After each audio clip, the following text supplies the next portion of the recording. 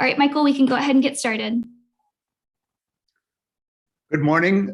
Buenos dias todos y a todas, and welcome to this Inter-American Dialogue event on youth employment and sustaining Latin America's economic recovery. Thank you so much for joining us. Today's session is organized jointly with the United Way and Aspen Institute's Global Opportunity Youth Network.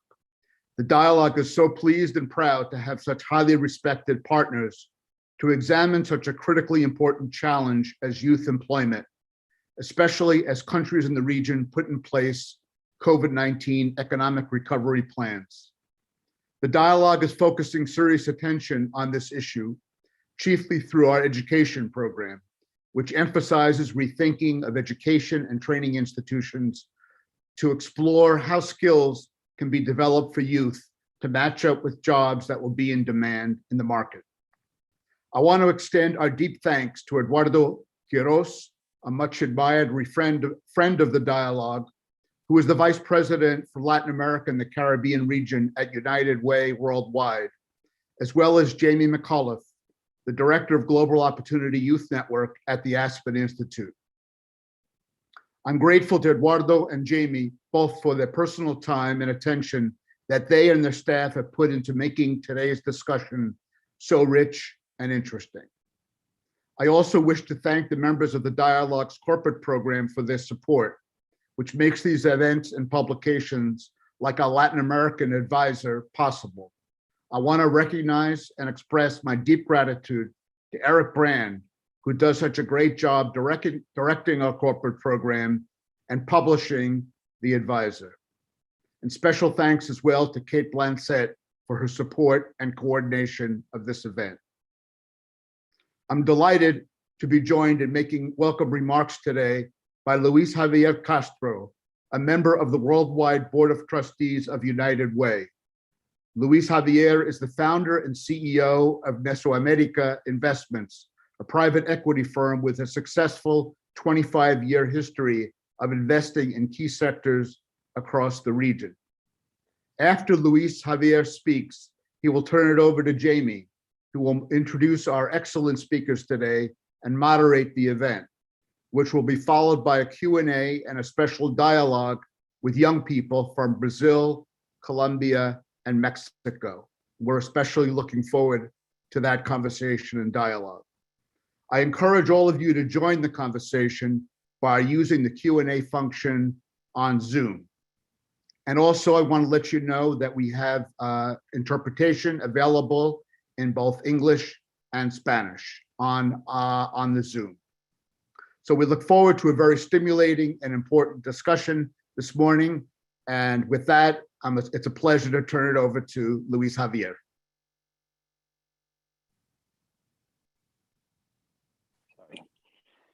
Thank you, Michael. It is also a pleasure for me to be here today. It is especially important because I feel part of the family in many senses. I sit at the board of United Way Worldwide. I've been there for 6 years now, and before that, I've been a volunteer with United Way for the last 20 years. And I have learned to understand the importance of such an organization for our region. But I am also an Aspen Institute fellow. We decided actually with the Inter-American Dialogue to bring to Central America the Aspen Institute, and we developed what is called the Central American Leadership Initiative. And since 2005, we have graduated 16 classes of fellows in the region, creating a new dialogue, a new conversation for Central America. And more recently, we are opening the Aspen Institute in Colombia, and Aspen already exists in Brazil. So for me, it is a great pleasure to be part of this panel. And especially because the theme that we're touching and what we're working on, youth employment, and seeing youth as the big opportunity for the next decades. We are going to look at a lot of data, a lot of information around what's going on with youth in the world. Most striking is the fact that we have close to 1.2 billion people around the world, ages 15 to 29, but around 20% of that figure is unemployed. And in Latin America, we have a similar situation. We have a situation in which around 20%, 20 million people in that segment of the population continue to be unemployed without an education or without training. So the challenge is huge. And the fact that Aspen and United Way are working together, I think stresses the point of the importance of alliances in order to move things forward. Concepts like collective impact, working with governments, working with the private sector, working with the academics, developing and listening a lot to what's going on, creating a situation in which you can work with design thinking in order to incorporate youth in the solutions. We're going to hear today not only from very important panelists, both from United Way, Aspen, governments, etc., but also from youngsters that are going to tell us what are their needs, their specific needs. I encourage politicians, business people, people from academia, people from NGOs to work together in order to make sure that this bonus that we have with this generation is going to take us to the future of a region that we need, a region of the world what we need, in which we incorporate the Y generation, the Z generation into the big opportunities that the world can have if we do things right. I hope that you enjoy the day. I'm sure that we're going to learn a lot. And I am very proud to be part of these two organizations. Thank you.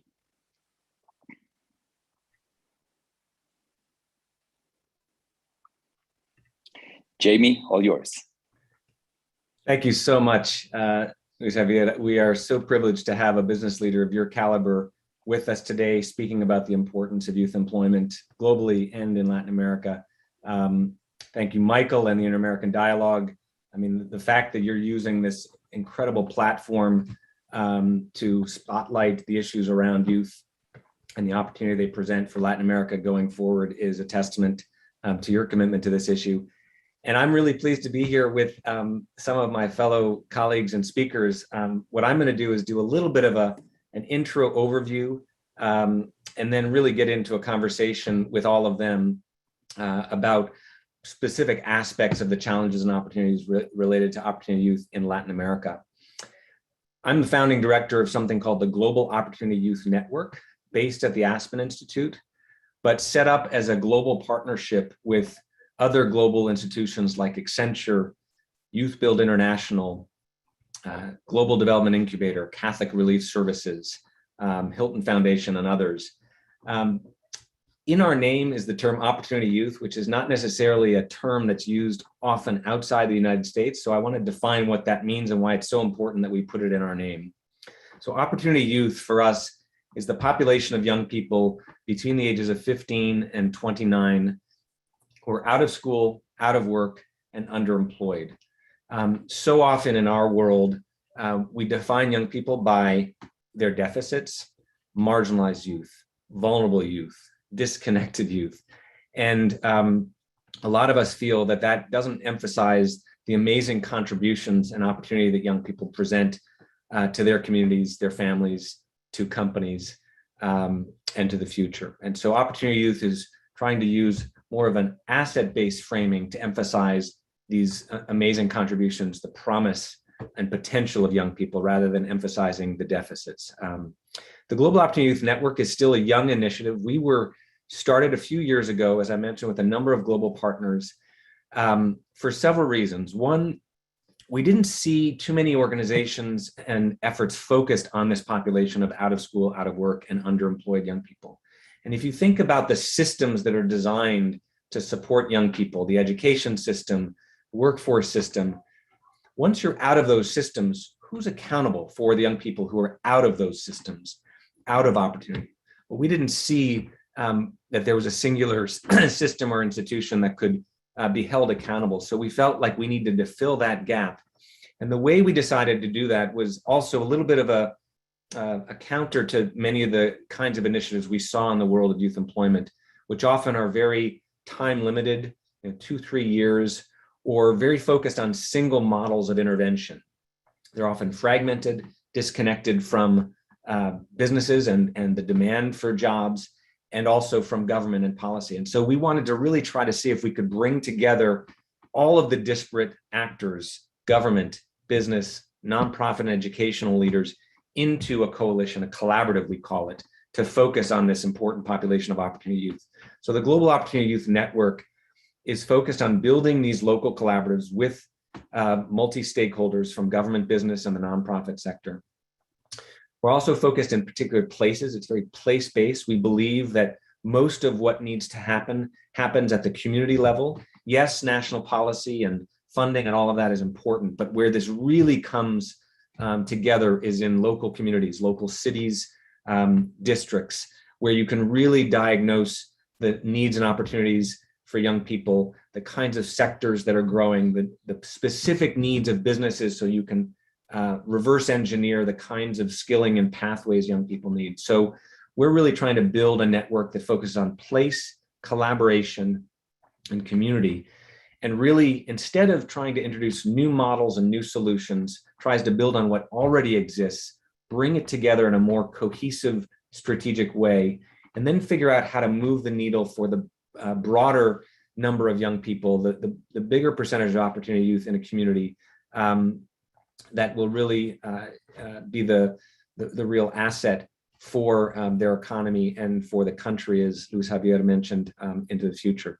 So that's a little bit about why we exist, what we're trying to do. We have communities throughout Latin America, in Brazil, Colombia, and Mexico. You're going to hear from one of our partners in Brazil about the work that they're doing.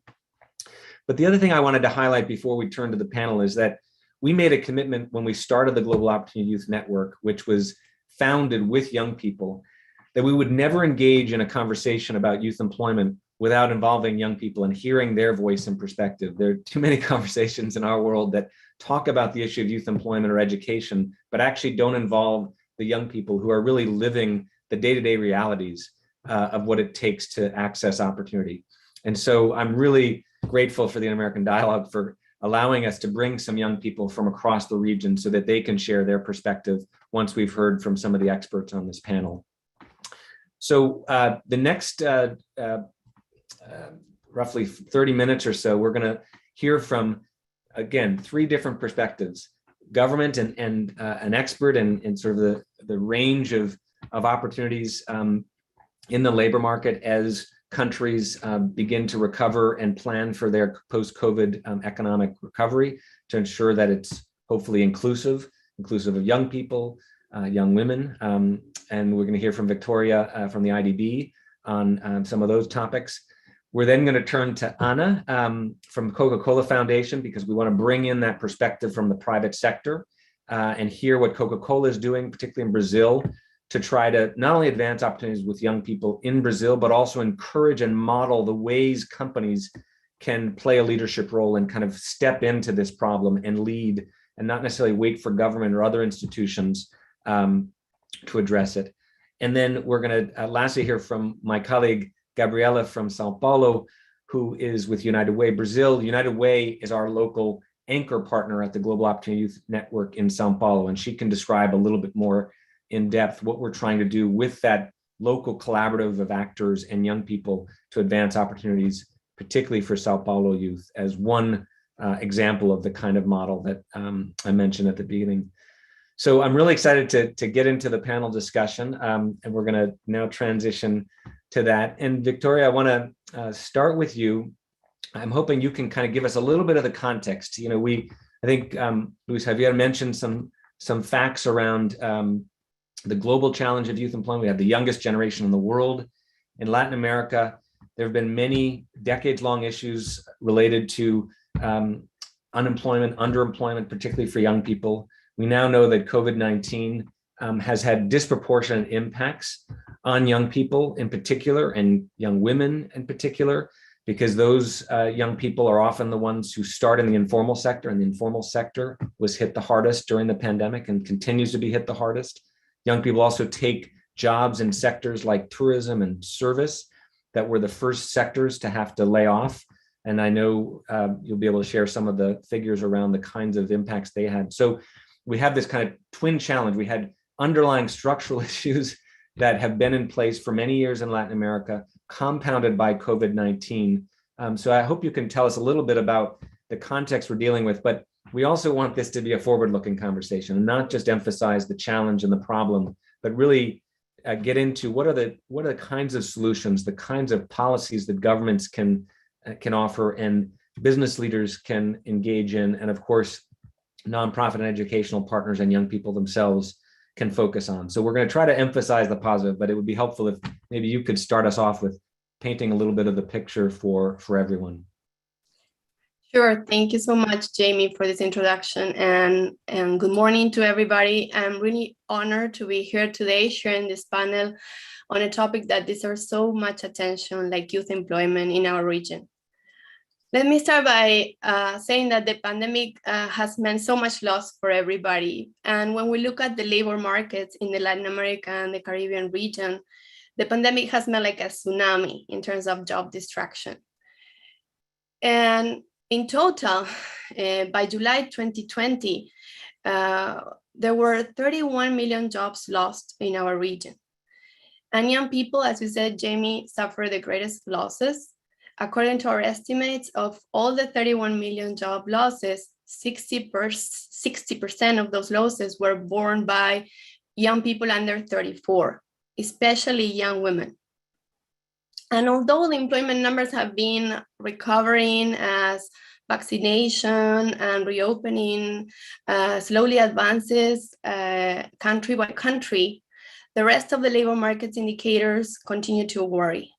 Because we know that we have structural issues, and the crisis made it clear that young people suffer structural barriers and inequalities in the access to labor markets and education. So we're seeing an increase in the levels of informality for young people. That means fewer younger workers are accessing to Social Security benefits attached to their jobs. We are seeing higher inactivity rates, which are very worrisome because this means demotivation and not even looking for jobs for young people. And for the ones who manage to keep a job, we're seeing trends of lower salaries and less hours worked overall. On top of this, the typical economic sectors that tend to hire more young people, like services or retail, are still lagging behind in the economic recovery path. And let's remember that the pandemic hit in a context that we call the fourth industrial revolution, with all the trends of the future of work. And really, the pandemic has accelerated the adaptation of new technologies, the digitalization of work, the use of remote work. And we have seen clear disadvantages for young people in accessing connectivity technologies, and they overall have a lack of digital skills. But if you ask me in all this picture, what worries me most as a labor market specialist, and what worries me most is what is behind these numbers, the realities that youth face behind these numbers. And we're also seeing indicators of increasing mental health issues and isolation. Of course, isolation brings even weaker connections to the labor market, weaker networking to find better jobs in the labor market. And we know all this negative phenomena create risks, potential risks for negative behavior among youth. And it's also very well documented in the literature that the accumulation of negative experiences in the labor market can create long-term scar effects that are very hard to overcome during their career trajectories. So this very resilient young generation faces not only the challenges that are typical to their age, with so many career choices and decisions, life decisions, but also these decisions coexist in a very generalized uncertainty that we're living in this world. However, on a positive note and moving forward, We think that the attention that the crisis had brought to the labor market and to the youth employment topics in particular, it's a good opportunity. It's a good opportunity, and we need to capitalize on this attention, and we need to design better solutions for young people. So the question is, how do we get out of this unprecedented crisis with job recovery and stronger solutions, more sustainable solutions for young people in terms of employability? Well, the size of the crisis requires to act in multiple actions, but I can start summarizing them in two big frameworks. First, in order to create opportunity for young people, we need to create opportunity overall. We need to recover all the jobs that were lost. We need to start creating formal jobs in the region. And for that, the IDB, the Inter-American Development Bank, created the IDB Vision 2025, in which one of the main goals is to foster economic recovery, but this time with transformation and inclusion in the labor markets. We believe the current challenges require a systemic approach, and with various actions in three main pillars. We need to strengthen the productive sector, which is the labor demand. We need a productive sector that can be thriving to open more jobs and be open to invest in training for the labor force. Second, we need to invest in the talent force of our region and the labor supply. We need to create better opportunities for employability. Third, we need an updated regulation landscape. We need better regulations to create an ecosystem that can foster better jobs and better protection to the workers than the one we currently have. And in terms of that's all like in a nutshell to create opportunity overall in our countries, but then how do we create opportunities for young people?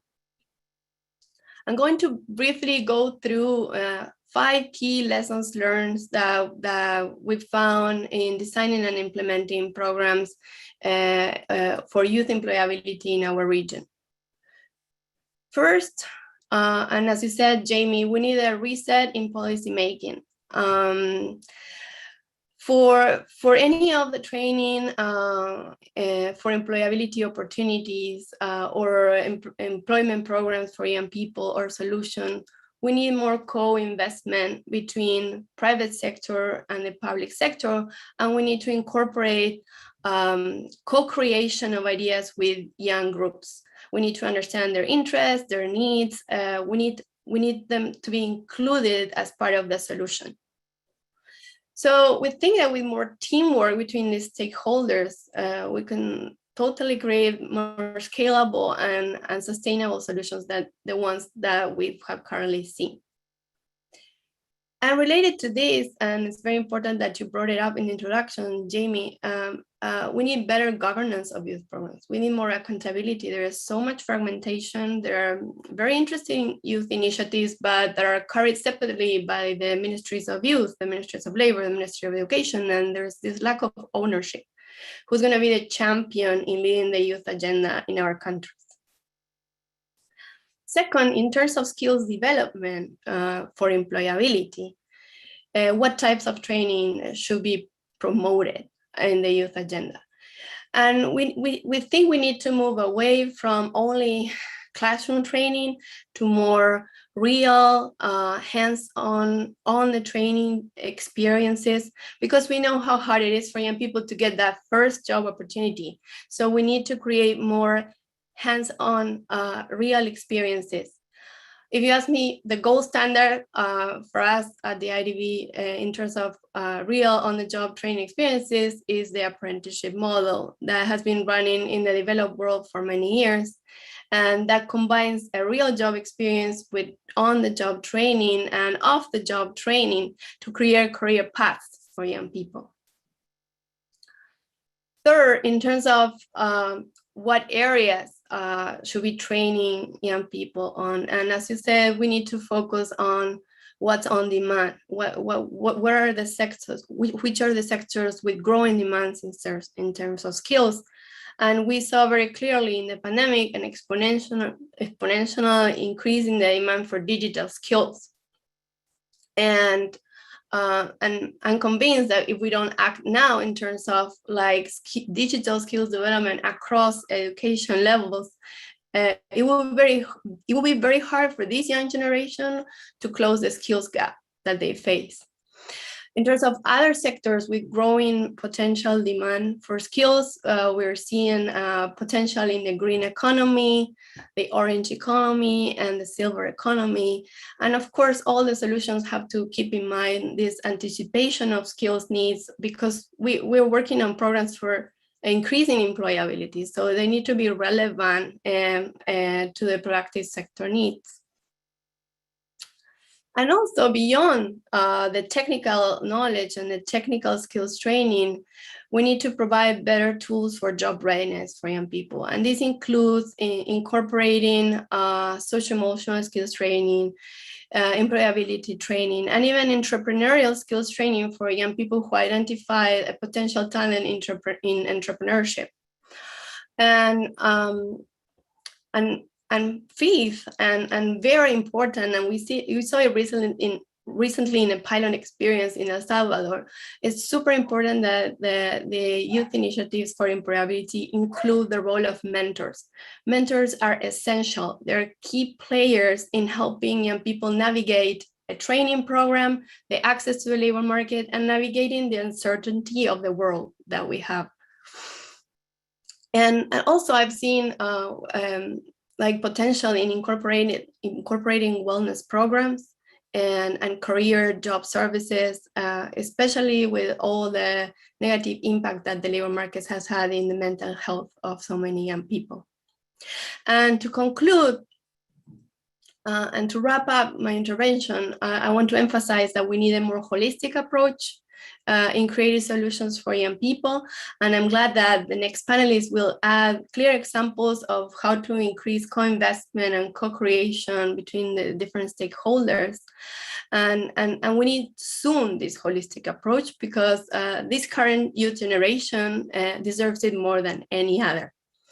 And to the young people seeing this panel, I want to send a message. I want to tell you that you matter, ustedes importan, voces importan, and you can be great drivers of the recovery that the world needs. With that, I conclude and I pass the floor to Jamie. Thank you. Fantastic, Victoria. Thank you. You've raised a lot of really important themes. I'm not going to try to summarize it right now, but it's a really nice transition to Ana, because we want to hear, that really important perspective from the private sector. Coca-Cola is a big long-term presence in the region as employer. The foundation has been dedicated to supporting youth employment, youth opportunity for many years, particularly in Brazil. And Ana, it would be great if you could sort of say a little bit about both why is Coca-Cola committed to this issue? Why do you think it's important? But also, what are some of the ways that you're thinking differently as you move forward to try to contribute to youth opportunity in post-pandemic Brazil and for the region? Excellent. Thanks, Jamie, for the introduction, and good morning, everybody. It's a pleasure to be here with you. Also, thanks, Victoria. We are aware of the situation, but it's very important that we raise more awareness about youth unemployment. And so basically, just for you to understand, well, I work at the Coca-Cola Brazil Foundation, Instituto Coca-Cola Brazil, and this is a foundation that is supported both by the Coca-Cola company in Brazil and the bottling companies, okay? So we understand we have many strengths we can leverage as a system to promote social impact in large scale. And that's why economic empowerment has been a priority for a long time for us. But basically, when we talk about youth, we have been working within the foundation, the Coca-Cola Brazil Foundation, for more than a decade with this population, right, with our youngsters. And we have had initiatives, right, like Colectivo, that is focused on providing training, always trying to connect with a specific job opportunities through an employability hub. But we understand that right now in Brazil, and complementing the Brazilian view of what Maria Victoria mentioned, is we understand this is a very specific, we have a very specific timing in Brazil right now to work on this topic, because we have the largest young population in the history of the country, which can be a great opportunity if we get youth to thrive, right? But it can be a great liability and a challenge if the people that will be the largest part of the workforce of the future do not get opportunities. So that is why we are, by the end of last year in 2020, the foundation reviewed its strategy and its vision for 2030, and we are going to focus exclusively on economic inclusion of youth, right, until 2030. And our challenge is, okay, we have been working, we reached with Colectivo more than 280,000 youth. We have been working with 400 companies, right, along this journey to promote inclusion. But we understand that we need to step up our game. We are challenging ourselves, we say, to move from thousands to millions because of the critical situation the critical timing the country is facing right now.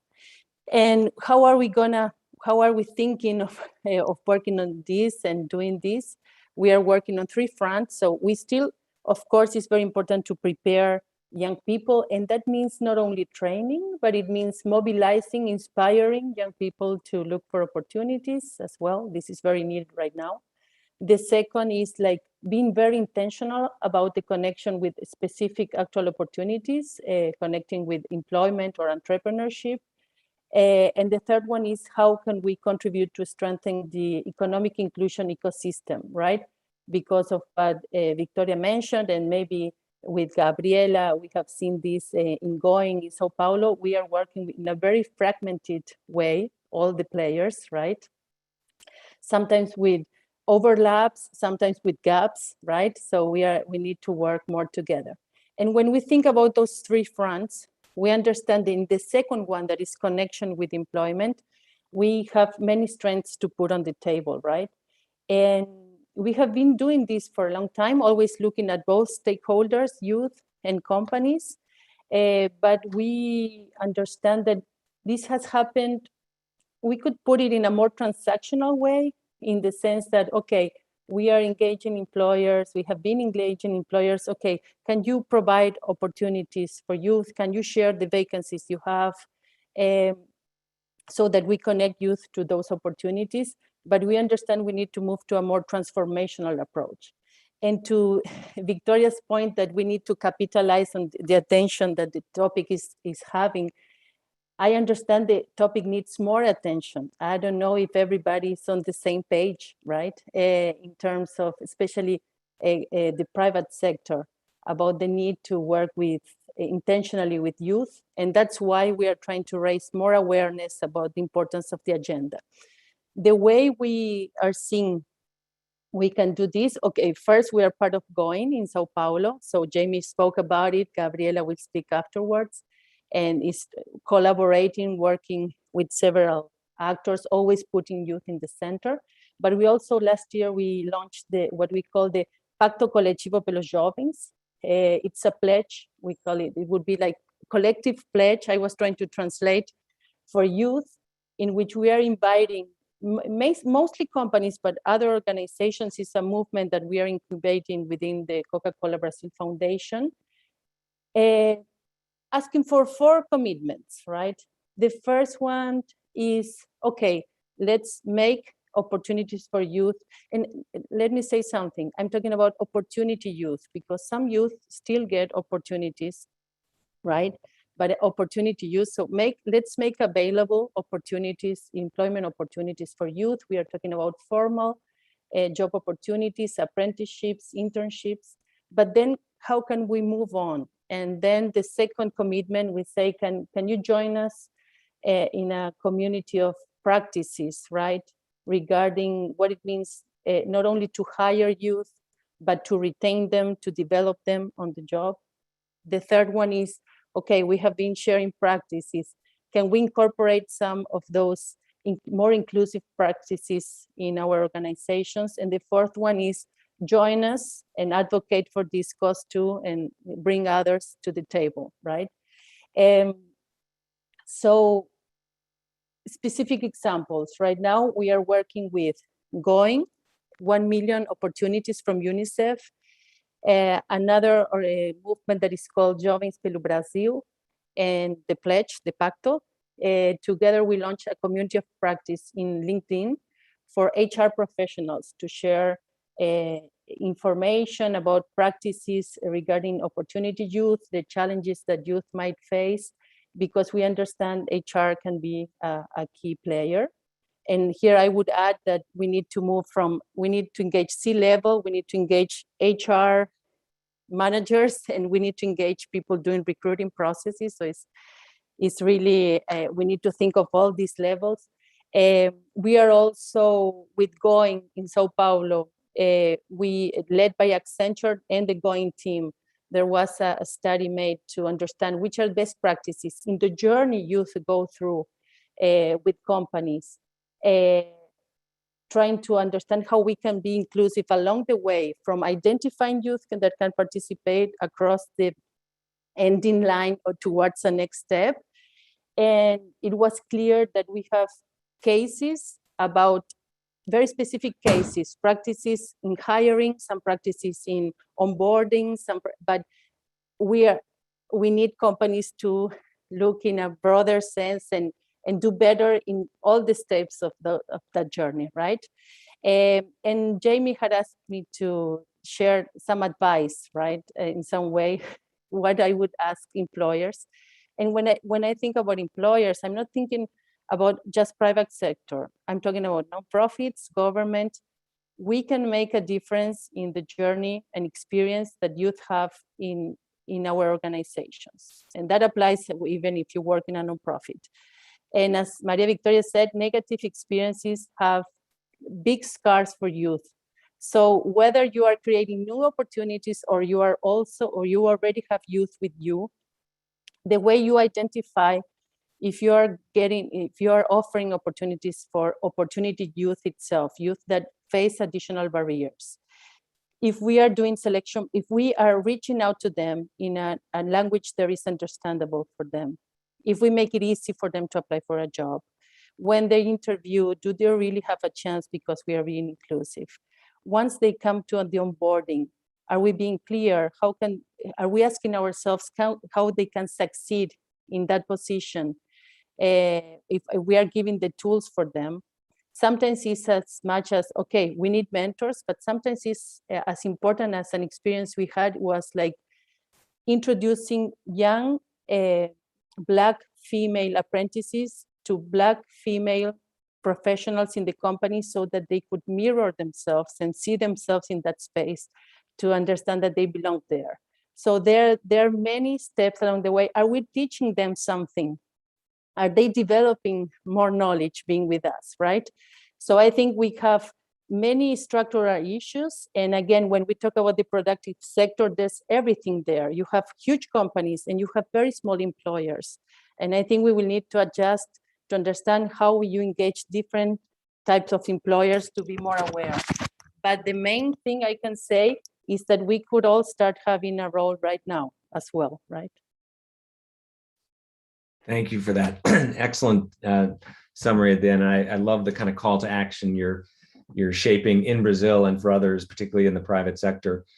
Just a reminder as we're moving through this conversation that if any audience members have questions, please go ahead and submit them through the Q&A feature in Zoom, or you can also email them to meetings@thedialogue.org.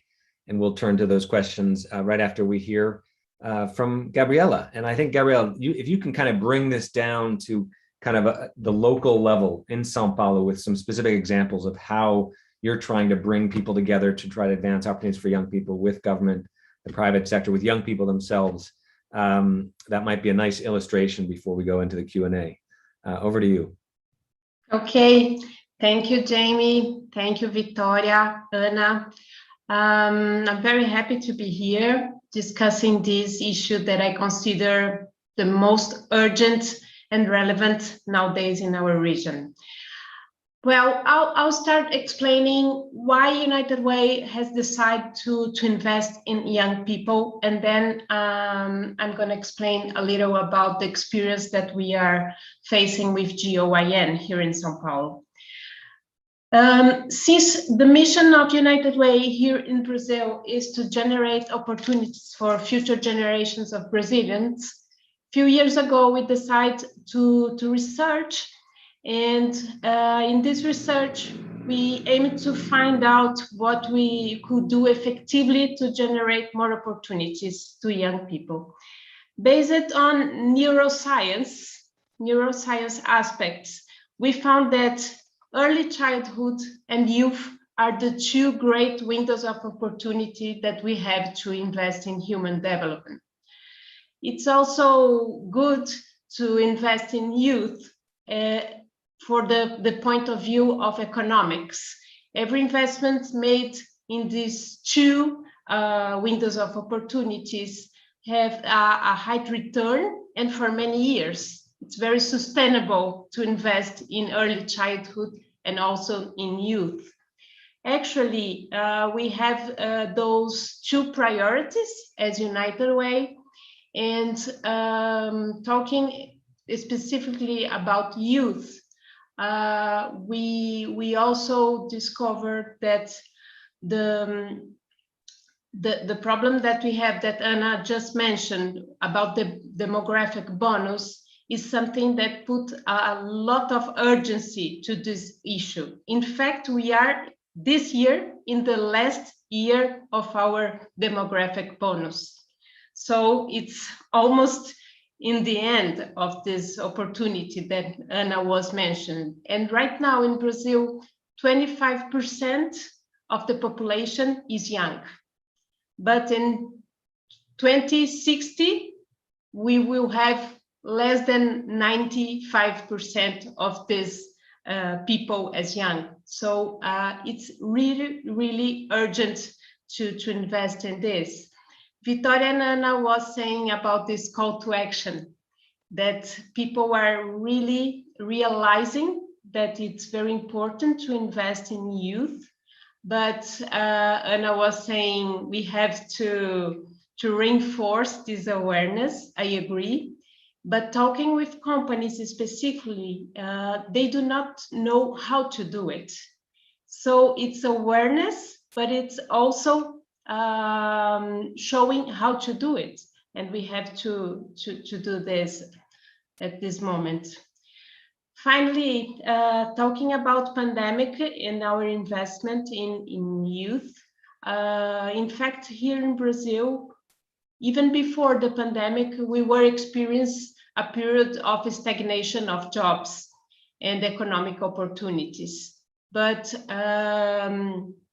they were already restricted, especially for young people.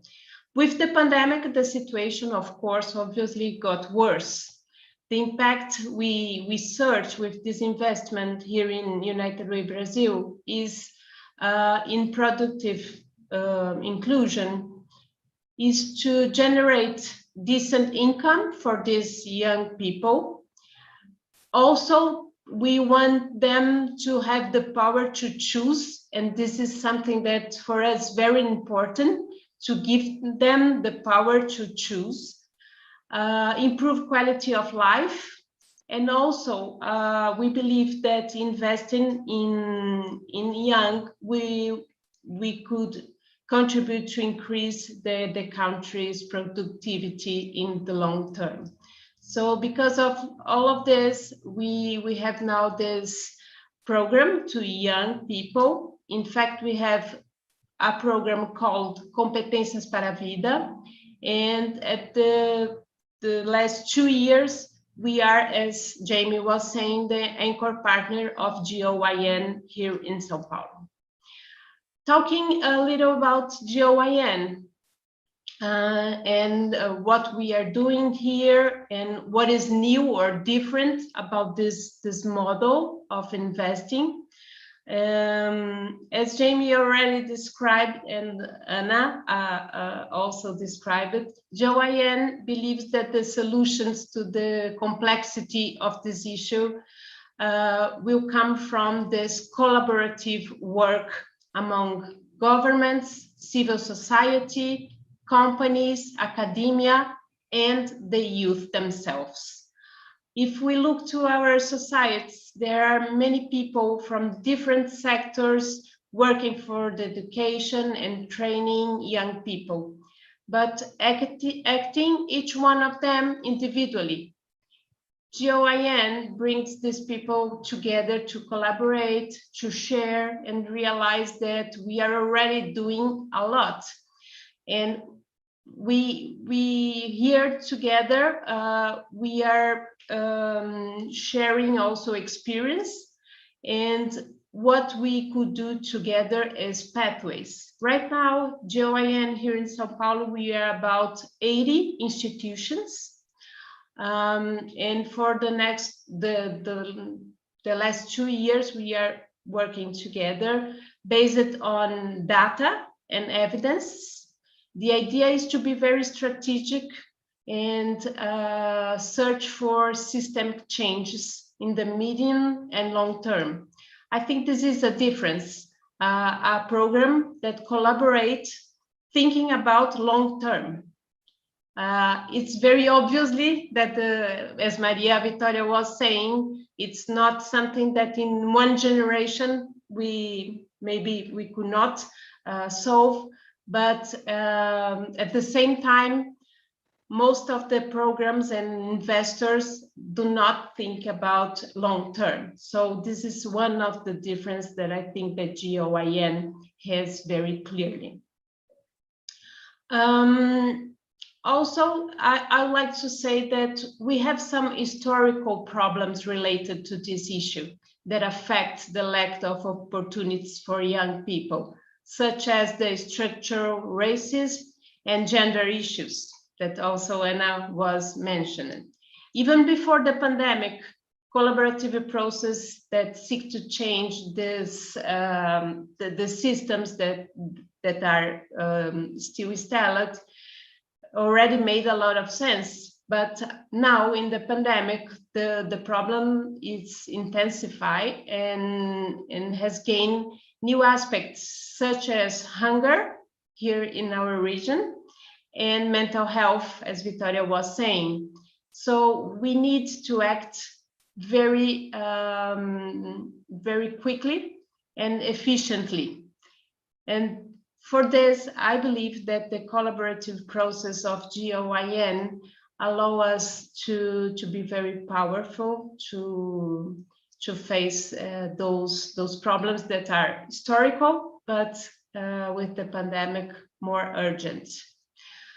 I don't know, Jamie, if you want me to explain a little more about the participations of the young people in the JOIN process. Well, you know, Gabriela, we've actually in the meantime been getting a number of questions. So I think this will be a nice chance to kind of transition. Maybe we can integrate that in the next little portion of taking some of these Q&A, because I want to see how we can engage the audience. We've got some good ones.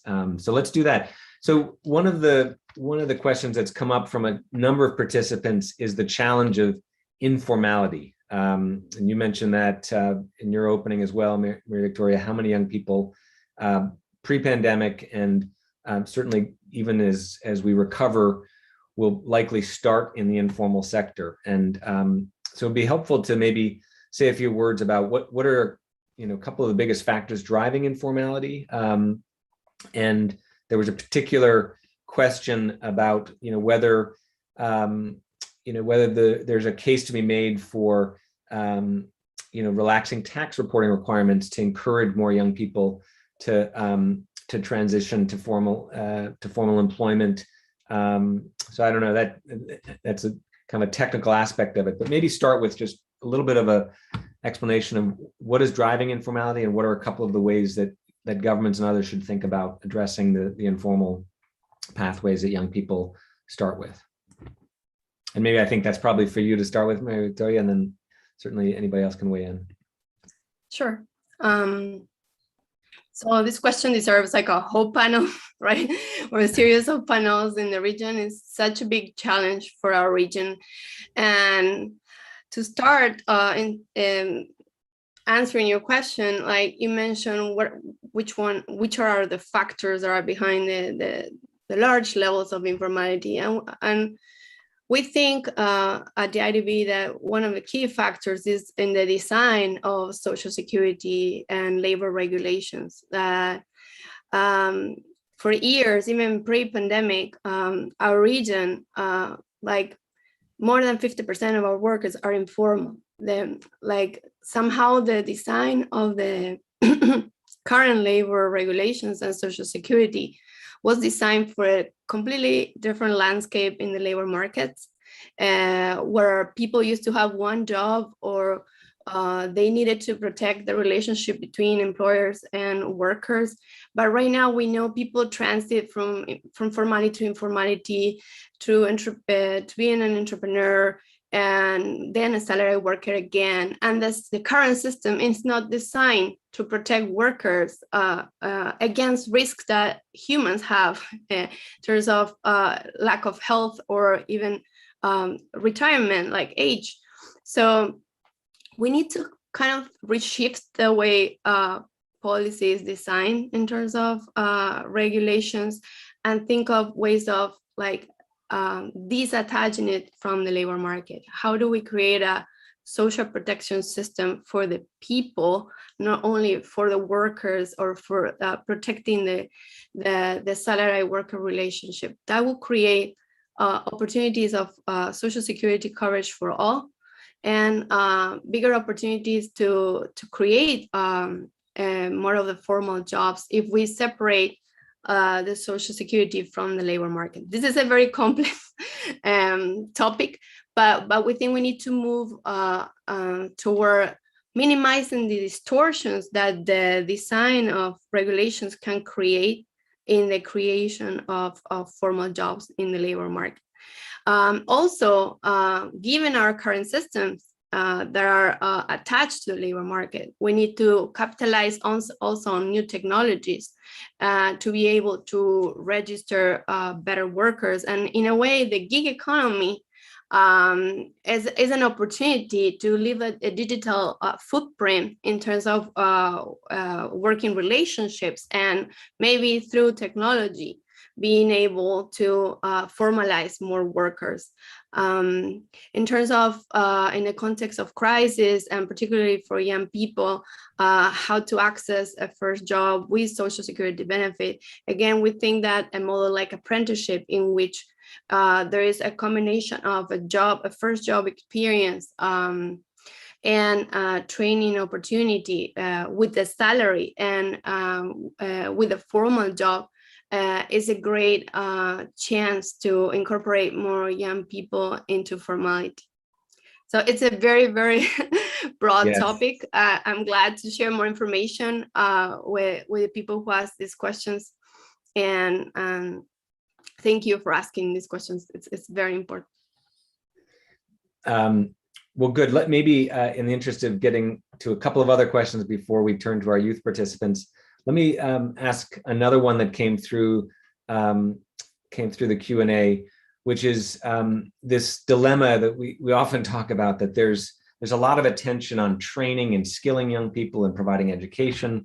But at the end of the day, if they come through all of those different programs and there are no jobs, what then? Then they're forced to potentially go into the informal sector or think about migration. How do we make sure that we focus on the lack of jobs and opportunity as much as what we need to do to support young people? And that's another big, tough question. But if maybe, I don't know, Anna, if you want to maybe start from your side in the private sector, how should employers be thinking about this as a start? And maybe then, Gabby, you can talk a little bit about how you think about really trying to connect that supply and demand in a more meaningful way in a place like Sao Paulo with your partners. Yes, as I mentioned, we understand that's the key, right? It's not just about training, but understanding which are the opportunities that youth can be connected with. I don't really have the perfect answer, but I know that being intentional about it, that was the first step that I think all employability not all, but the employability agenda in the last decade has done. That is not about training, that is almost an output, but it's about placement that is more related to an outcome, right? That change that we want to see. What we are trying to do is kind of engage as many partners as we can, employers, right?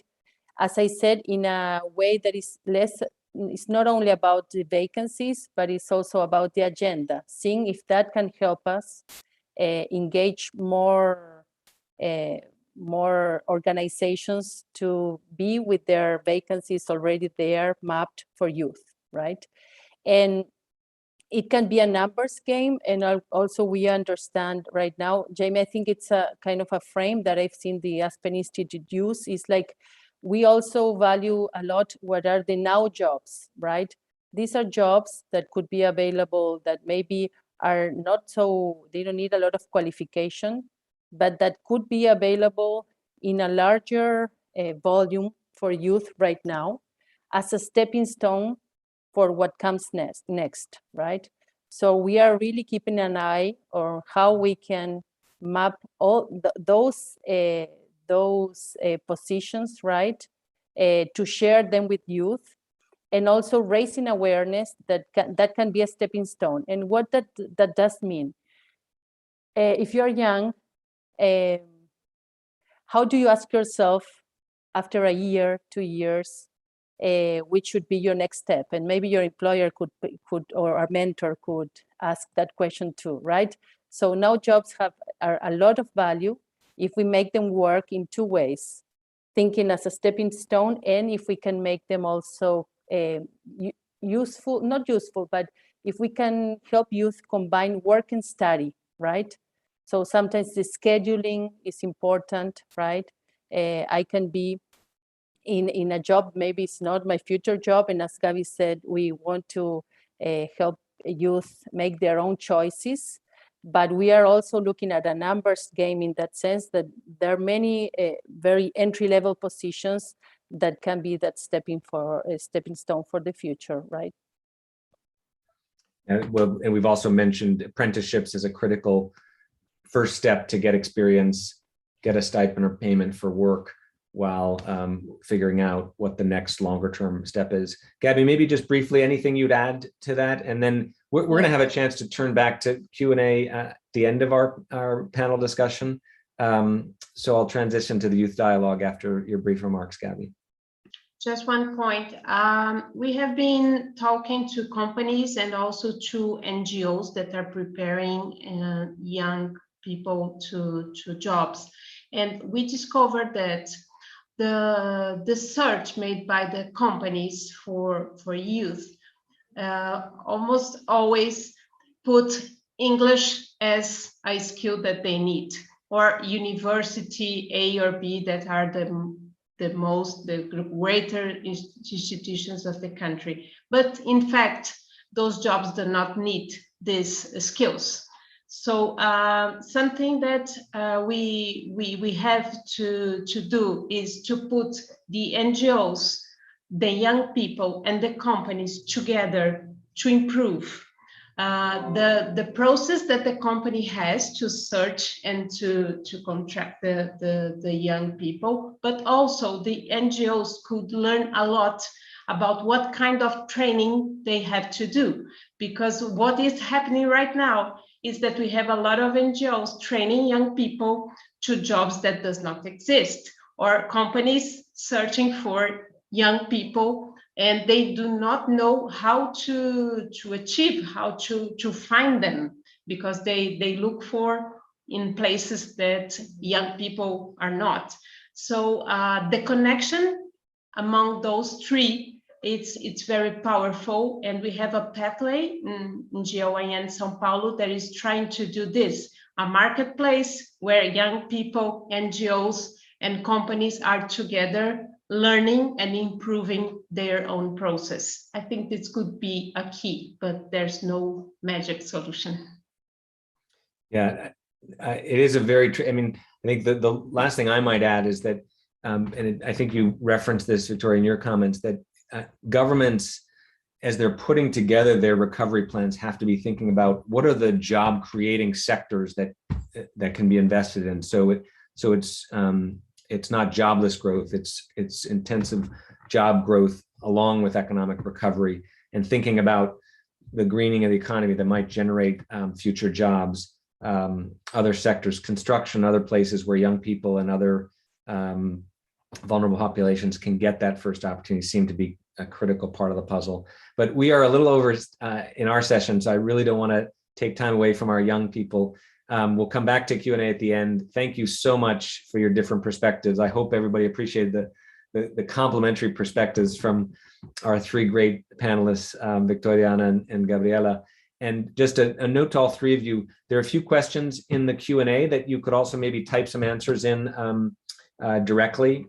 There's one particularly to you, Victoria, about the IDB and how to work with the IDB. So feel free to do that if you have a chance while we're listening to the young people. But over to my colleague Bakhtaur now, who's going to introduce our young panelists and moderate that discussion. Bakhtaur, please, over to you. Yeah, thanks, Jamie, Anna, Victoria, and Gabby. It's been really insightful hearing the experts in the field, but I'm now delighted to pivot the conversation to the young leaders on this panel. I'm Bakhtaur Abbasi. I have the honor and pleasure of being part of the Global Opportunity Youth Network with Jamie and the young leaders on this panel. Carmen, Diego, Pamela. Now bringing youth voice front and central, if you could briefly introduce yourselves and share with us as young, ambitious leaders of Latin America, what are your hopes, aspirations, and dreams for the future? Anyone can go first.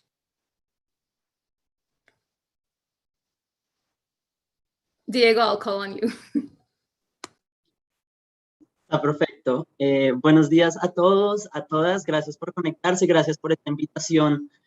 Como lo decía Jamie, es muy importante para nosotros como jóvenes poder estar aquí con nuestra propia voz narrando lo que nosotros mismos hemos vivido, lo que otros de nuestros compañeros jóvenes también están viviendo. Y creo que esta perspectiva de nuestra voz de los jóvenes aporta mucho a esta discusión en términos prácticos de qué es las necesidades que estamos teniendo. Me presento a todos. Mi nombre es Diego Duque, yo hago parte del equipo de Global Opportunity Youth Network en Bogotá. Acá trabajo como analista de datos hace más o menos 2 años, estudié economía, actualmente me encuentro estudiando estadística y apoyo toda la parte del colaborativo en análisis de datos para la toma de decisiones basados en evidencias, basados en números reales, y para mí es un placer venir a contar un poco esa experiencia, esos datos que hemos visto en Colombia, y también esa experiencia luego de 2 años trabajando en Bogotá en un esquema colaborativo. La pregunta me parece muy compleja sobre mis aspiraciones, mis sueños. Creo que es una etapa fundamental que como jóvenes es todo muy incierto en este contexto de COVID-19. También es muy incierto muchas cosas hacia el futuro, y creo que lo más importante en este momento para mí hacia futuro es encontrar una tranquilidad y un equilibrio entre mi desarrollo profesional y mi desarrollo personal, que creo que también es una aspiración de muchos de nosotros los jóvenes, de poder sentirnos realizados, de estar aportando a la sociedad al mismo tiempo que sentimos que nuestro desarrollo personal crece. Creo que a futuro ese es como lo que me genera esperanza. Tal vez mi aspiración más grande es seguir contribuyendo a la sociedad al mismo tiempo que encuentro mi camino y defino mi propósito de vida.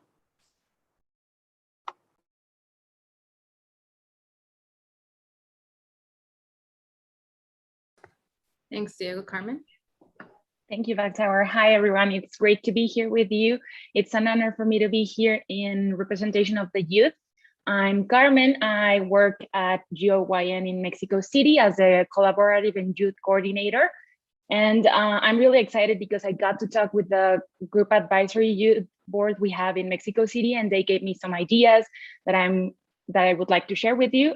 What are my hopes, dreams, and aspirations for the future? I think that's a really hard question to answer, but I've been thinking about it, and I think I want the recognition of young people as capable, talented, responsible, and leaders.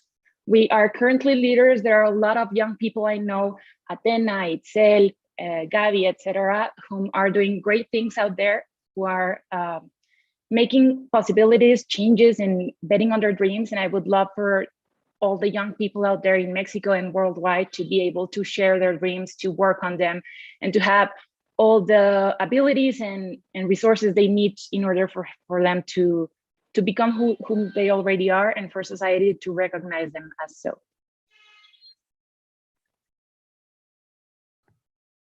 Thanks, Carmen. That's so powerful. Pamela, on to you. Thank you, Tower. Hi, everyone. Good morning. Just let everyone know that I'm going to speak in Portuguese, so if necessary, enable the interpretation in English or Spanish, ok? Bom, primeiramente, muito obrigada pela oportunidade de participar desse grande evento. É um prazer poder participar de uma mesa com um tema tão importante, com outros jovens incríveis. Mas, enfim, me apresentando brevemente, eu sou a Pamela, eu tenho 25 anos, sou moradora da periferia da cidade de São Paulo. Eu sou formada em Ciências Econômicas, me formei no ano passado e tenho experiência de pesquisa em desigualdades e relações raciais, com ênfase no mercado de trabalho. Atualmente eu sou analista de projetos no GOIN-SP, tendo como principal papel liderar o Comitê de Equidade e Engajamento Jovem dentro do programa. Agora, sobre a pergunta, né, sobre meus sonhos, esperanças e aspirações para o futuro, acho essa pergunta super difícil, porque, enfim, os últimos 2 anos foram anos muito difíceis para todos, mas principalmente para alguns jovens como eu, jovens negros, moradores da periferia, inseridos na realidade brasileira. Enfim, eu acho que eu posso, vou falar por mim, mas eu acho que eu posso dizer por muitos que em muitos momentos eu estive perto de desistir de alguns sonhos, e isso se deve muito ao fato de me deparar com a situação econômica, política e de saúde pública do país.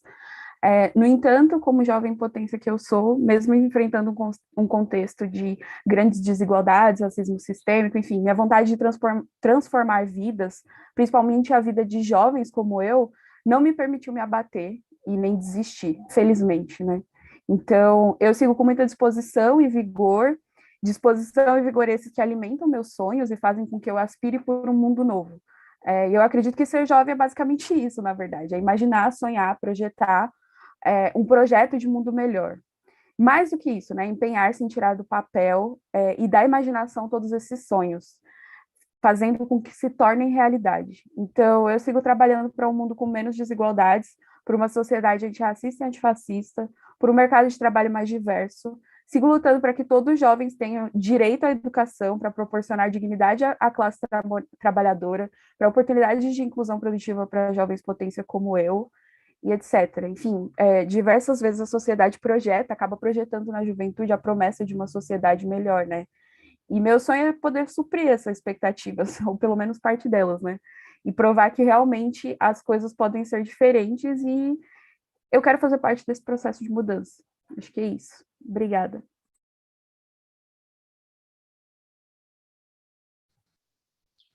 Thank you all for sharing. I think that's so powerful. And I think that attention is being brought to a lot of different elements, especially the difficulty during the pandemic for young people to access equal opportunities.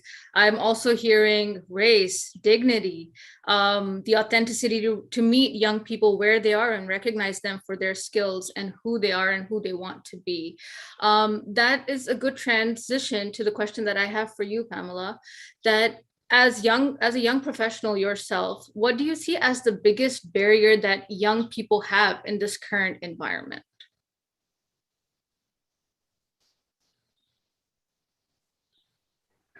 Bom, ok.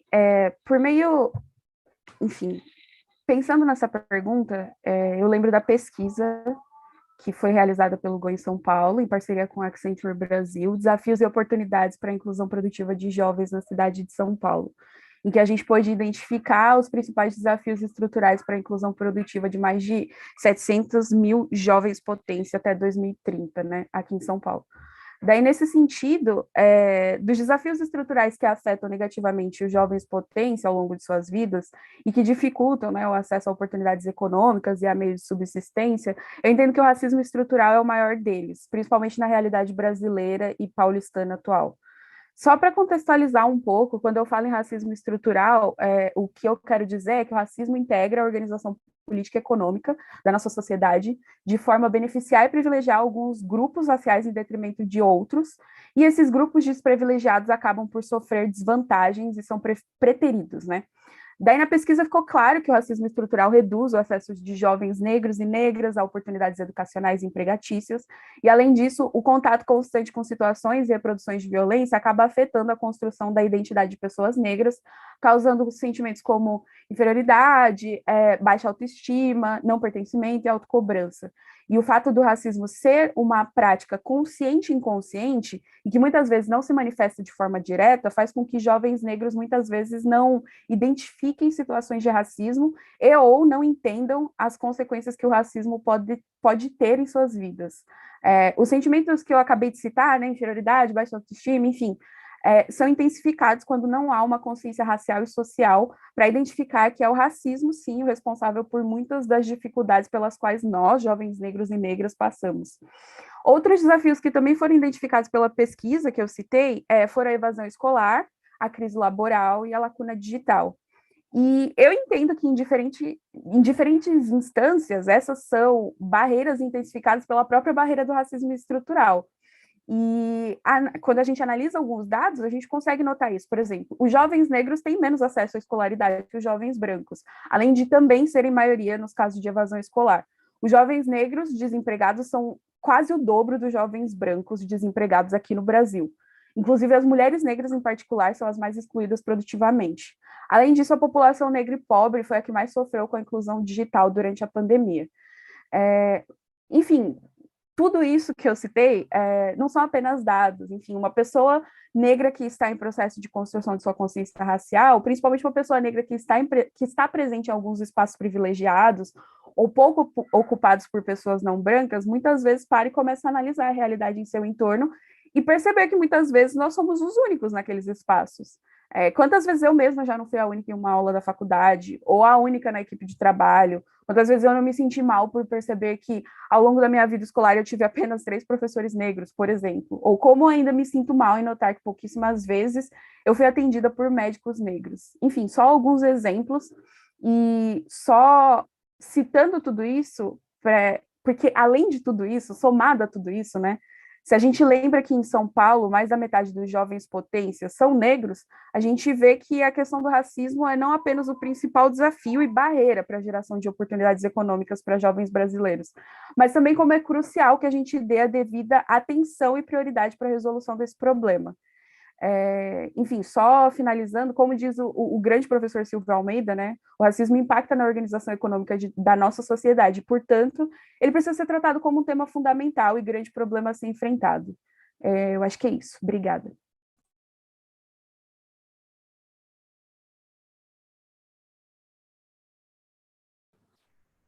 Thank you, Pamela. And I apologize for the background noise.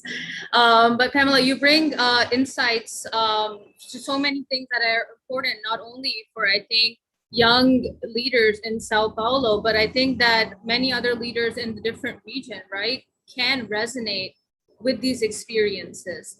I think that the importance of young people, right, accessing opportunities with the intersectional problems of race, gender, caste, tribe are all at play, right? And those have further been exacerbated by the COVID pandemic. So with that, Diego, I'll pass it to you. And if you could share in what ways COVID-19 has changed the future of work for young people, and some of these barriers and challenges that Pamela touched on. Gracias, Backtower.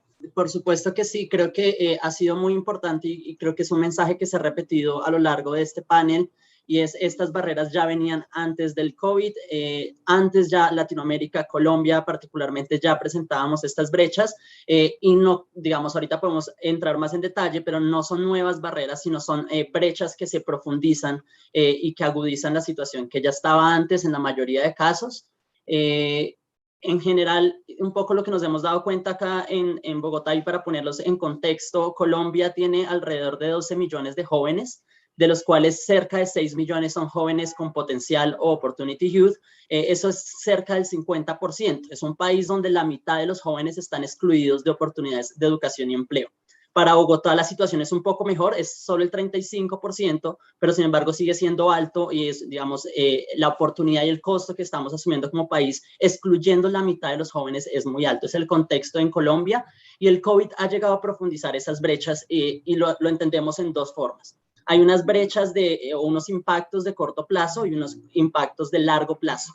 En el corto plazo hemos identificado que hay mayor competencia para acceder al mercado laboral, porque muchas personas han perdido sus empleos y en el proceso de reactivación económica están presentándose a vacantes con mayores niveles de experiencia, con mayores niveles de cualificación y compitiendo al mismo tiempo con jóvenes que están por primera vez ingresando al mercado laboral, primeros empleos o recién graduados. El mercado laboral está favoreciendo mucho más a esos perfiles que ya tenían experiencia previa y esa es la primera barrera en el corto plazo. Las oportunidades para el primer empleo están siendo mucho más disminuidas y los jóvenes recién graduados hoy están compitiendo en el mercado laboral con personas que ya tienen experiencia y mayores niveles educativos que también salieron del mercado laboral en pandemia. Entonces, en reactivación económica estamos viendo que los jóvenes no se están reactivando al mismo ritmo, al menos en Colombia, al mismo ritmo de las demás poblaciones y están quedando excluidos precisamente por falta de oportunidades de primer empleo. Esa es como la primera en el corto plazo. Y la segunda, en el corto plazo, particularmente para Bogotá, hemos identificado que las mujeres jóvenes, como ya lo hemos mencionado, tienen mayores barreras y un dato que nos ha parecido importante es que el 66% de las mujeres que no estudian y no trabajan no lo hacen, no acceden a estas oportunidades porque están asociados a servicios, a oficios del hogar no remunerados. A cuidados del hogar, a cuidados de familiares, y cuando revisamos esta misma cifra para los hombres, no es del 66%, es del solo 16%. Entonces hay un fenómeno estructural machista que asocia a las mujeres a estas labores del hogar y que en el contexto de pandemia se incrementó la carga del cuidado, se han incrementado el cuidado de los hijos, el cuidado del hogar no remunerado y en la reactivación económica. Hasta hace muy poco abrimos colegios en Colombia y todo este proceso de reactivación económica está dejando detrás a las mujeres porque hasta que no se alivianen esas cargas del cuidado no están saliendo a buscar empleo y están quedando en inactividad. Esas dos cosas en el corto plazo es importante, pero en el largo plazo hay unas brechas y unos impactos del COVID que no estamos viendo, tal vez no le estamos prestando tanta atención y que pueden ser tal vez las más significativas. Y estas son las brechas que tal vez hoy no se miden o que son difíciles de entender, tales como duramos 2 años con los jóvenes asistiendo a clases virtuales, muchos jóvenes sin conectividad se quedaron rezagados, muchos jóvenes tienen un déficit de competencias que a futuro va a impedir que transiten a otros niveles formativos, que va a impedir que consigan empleos de calidad y son efectos que tal vez vamos a ver en 5 o 10 años, incluso los efectos de que los niños hoy de 8 o 9 años hayan tenido un rezago escolar,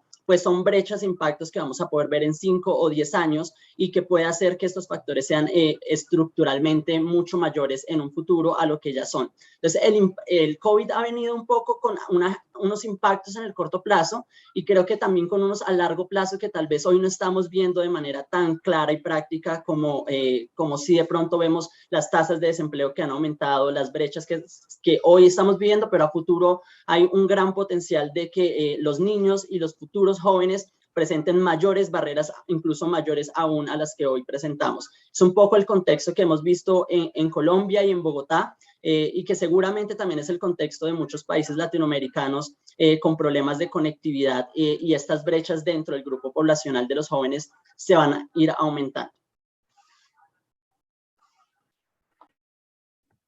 Thank you, Diego. I think you've brought our attention to some very important short-term and long-term challenges, right? And the kind of supports that young people and women who are mothers and, you know, young people who might need technology and access, right, who are being left behind, right, unfortunately, by these challenges that the pandemic is further exacerbating. I think that leads to an important question that how can employers, public entities, and organizations best support young people? Not only now, but the kind of future implications that Diego just touched upon. Carmen, would you like to share your thoughts on that? Yes, thank you, Bactaur. I think we can answer that question in a multiple way. I would like to focus on 5 ways that we've thought about in our youth conversations. First of all, training, like you've already said, youth need to develop certain skills that maybe the educational system is not providing for us. So how can employers make sure we acquire those abilities instead of just closing the door and saying they're not finding the talented persons they're looking for? So I think it's an obligation of the employers to make sure we can acquire those abilities and skills they need from us. Another one would be linking services. Once we've entered our first job and we access apprenticeships and other opportunities, there must be a connection for us to continue in decent work conditions for through our path, our professional path. So making sure employers link our profiles with other employers and making sure we access decent work conditions, it's really important, and I think it's an obligation. Another one would be to, just like Pamela and Diego mentioned, the gender role issue in Mexico. It's a big one. 52% of opportunity youth are women, which means women are not connected to work, to education. I'm sorry, I'm listening the Spanish translation and it's kind of confusing. 52% of the women are disconnected from work, employment, education, and also have more responsibilities regarding domestic care, which means we have to take care of our families, our sons, our daughters, and makes it more difficult for us to access to decent work conditions.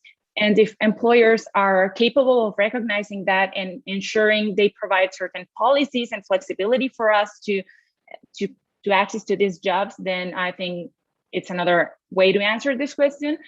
Another one would be, taking into consideration what Maria was saying, articulating and involving all of the stakeholders in the employability ecosystem. We have NGOs, we have employers, we have organizations, we have trainings, we have educational system. So they should all be having conversations just like the ones we're having in GOYN, and making sure they all put whatever knowledge they have in order for youth, for us to be more prepared to have more opportunities. And the last one, but not less important, I think it'd be listening to youth. What I was saying before is that we know what we want, what we need.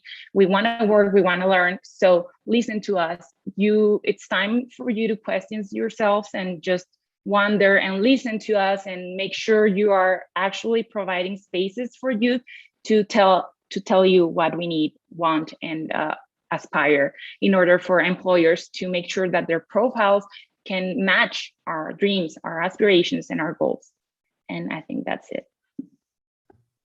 Thank you, Carmen, for shedding light on all these important ways in which others can support us.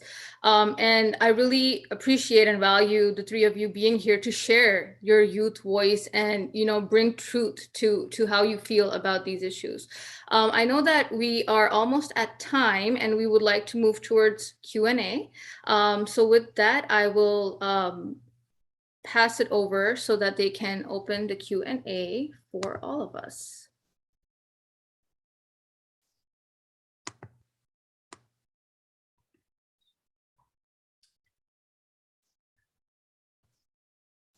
Great. And I think, Bakhtaur, as we're transitioning to the last portion of our dialogue today, maybe we'll stay on the youth theme for a second, and youth perspective. There's a question that I will attempt to read out in Spanish for everyone, and then turn to any of our young people or any of our panelists to give their perspective. So this is question says, un comentario y pregunta. La situación de los jóvenes empeora con la pandemia y las empresas subieron el perfil de cada puesto.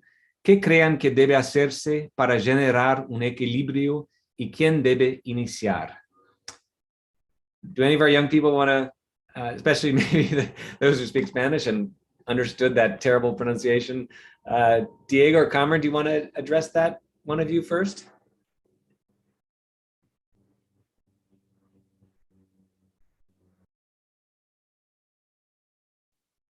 Claro, Jamie, está perfecto. Creo que es justo lo que... perdón. Listo. Hay un gran trabajo que hacer con las empresas. Yo creo que esto no es un tema de quién da el primer paso. Creo que todos tenemos que dar el primer paso al mismo tiempo. Y hay un gran trabajo del sector privado y de las empresas por empezar a entender la importancia de que los jóvenes con potencial nos vinculemos a sus procesos y al sector productivo. Yo traigo una anécdota, mi primer empleo es Go en Bogotá, y tuve la oportunidad desde el inicio, recién graduado, entrar al equipo y aprender y ser lo que hoy soy. Yo creo que ver ese potencial en los jóvenes que por primera vez estamos buscando un primer empleo es importante. Trabajar en los procesos de selección de las empresas va a ser importante para entender que la experiencia no es lo único que importa, que los niveles educativos son más allá del universitario, que todos los jóvenes, independientemente de nuestro nivel educativo, si hemos tenido experiencia o no, tenemos un potencial por desarrollar. Y yo creo que es cambiar el chip dentro del sector productivo de que la experiencia hace la diferencia cuando muchas veces es la motivación, las ganas de salir adelante, la innovación y creatividad que tenemos los jóvenes puede compensar esa falta de experiencia que hoy no tenemos. Tenemos mayor adopción tecnológica y tenemos mucho potencial por aportar al sector productivo. Yo creo que hay un primer paso que trabajar fuertemente en las empresas que aún siguen poniendo barreras para nosotros los jóvenes, como los niveles de experiencia, y confiar y creer mucho más en los primeros empleos y en el potencial transformador que tiene un primer empleo para nosotros los jóvenes. Thank you so much for that, Diego.